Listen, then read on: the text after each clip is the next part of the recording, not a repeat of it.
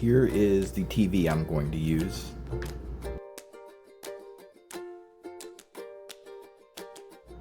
The type of wood I'm using is cherry, so the first thing I'm going to do is plane it down.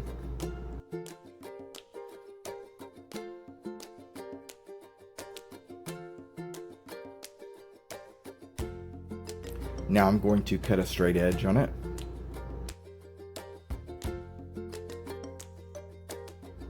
Now I'm going to cut the apron pieces to 3 3/4 inch wide.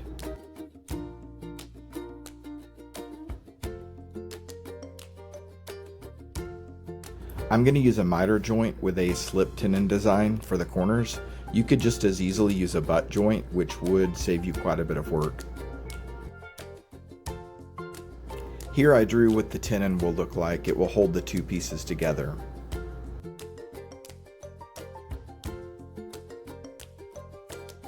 And here I am cutting my boards with the 45-degree miter on them.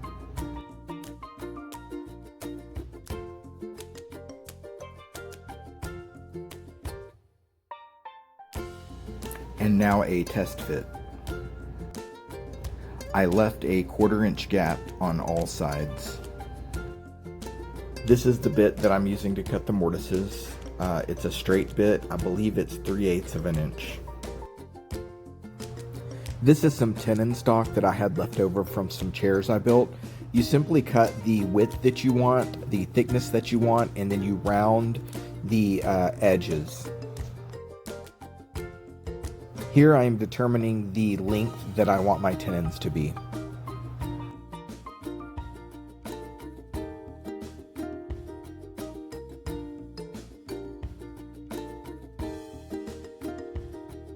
Now I will cut my tenons.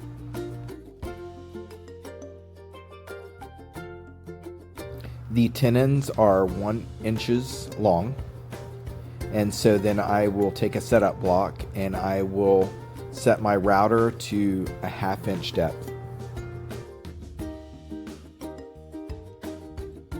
Here I've marked where my mortises are going to be cut, and what you can do when cutting at an angle, you can use another board to help support your router.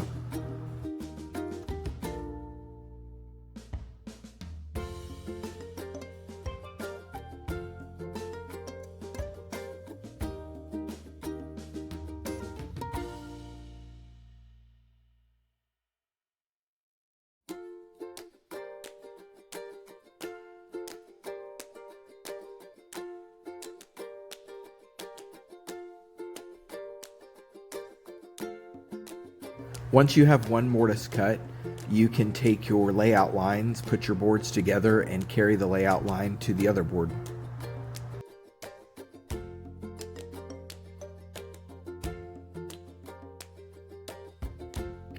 Then take your square and mark the layout line all the way down.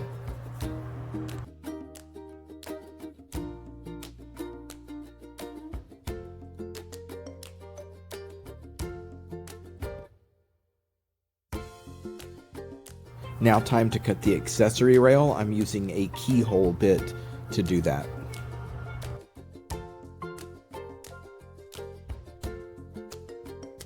And that's going to be 3/8 of an inch deep.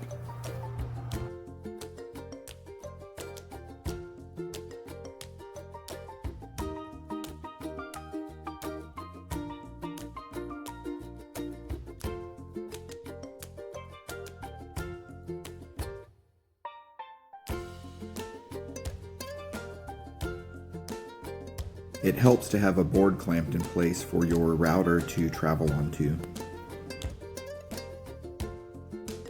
Now I'm going to glue the corners with the tenons in place.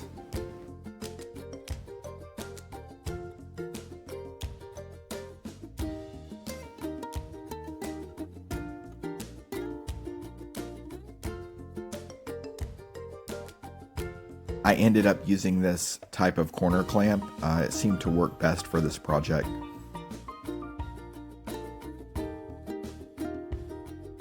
Next, I'm cutting the pieces that will set on the face of the cabinet. These will hold the TV in. I'm cutting these to 1/4 of an inch in width. After cutting them to the correct width, then I have to carefully measure each piece to get the length right.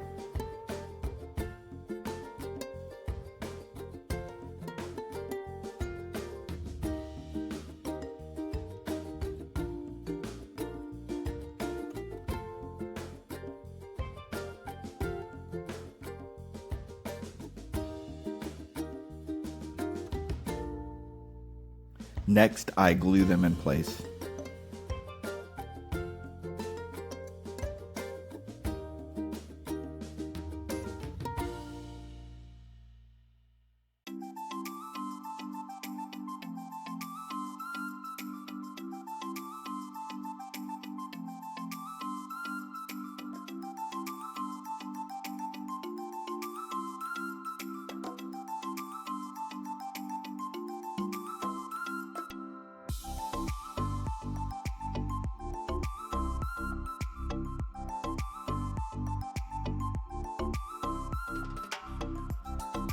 Here are the accessory rails after I cut them to size.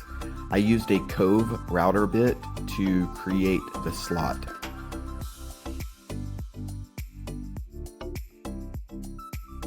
Next is sanding. One trick you can use, especially on miters, is if you have a very small gap, you can put a little bit of glue in it, sand over it, and then you will not be able to see the gap.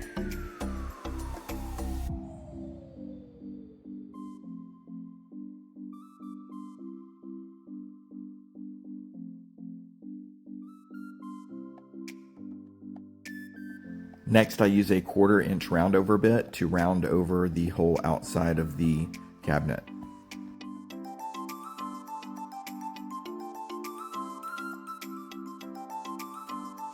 Next, I cut the cleats that will keep the TV in place. Then I have to cut a small angle on the cleats just because of the way that the TV is shaped.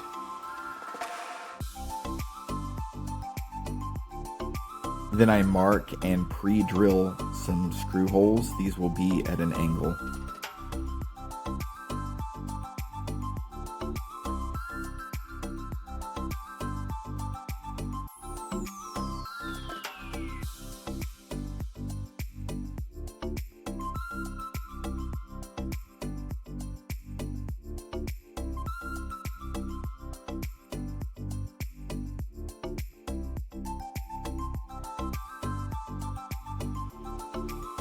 There is a 1/4 inch gap around the TV, so I cut some spacers to hold it in place.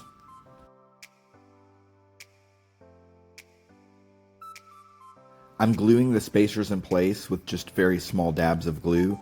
If they ever need to be removed, if another TV is put in here, maybe it's a little larger, there will be space for that.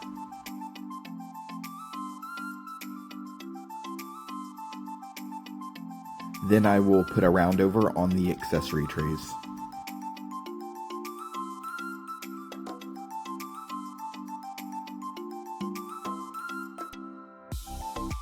Next, I will install the T-bolts into the accessory trays.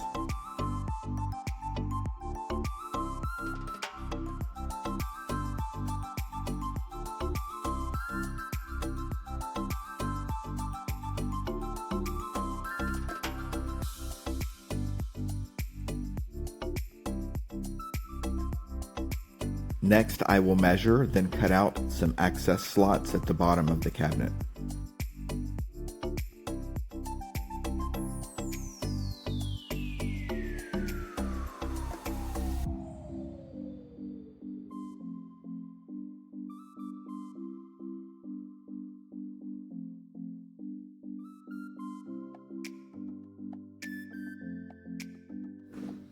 Then I will put a roundover on the outside and the inside of the bottom.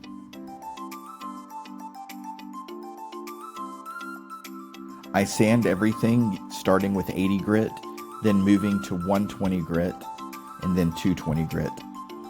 One trick that you can use is before you sand with 220, spray it with water. This pops the grain up and gets a very smooth finish. Before applying the final finish, I wipe it all down with mineral oil to get all the dust off of it. This is the finish that I'm using. Another popular brand of this is called Rubio Monocoat. You will need these white Scotch-Brite pads, syringes, and towels. This is a 3-to-1 mixture, so you do 3 parts of the main substance to 1 parts of the hardener. Here I mixed 30 cc's to 10 cc's, and then you stir it really well. You apply the coat with the Scotch-Brite pad.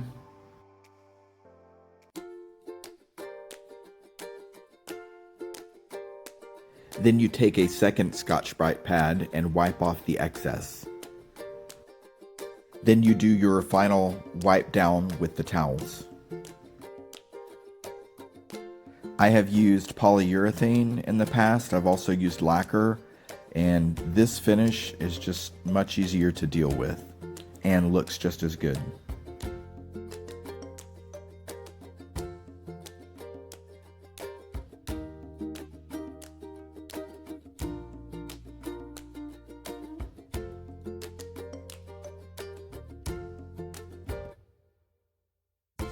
Next, I am going to install the TV into the frame, and I will use these cleats to do that.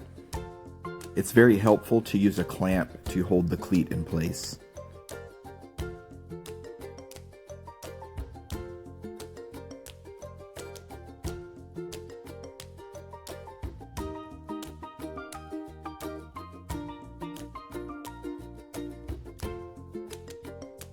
And here is the map display in action. It turned out really well.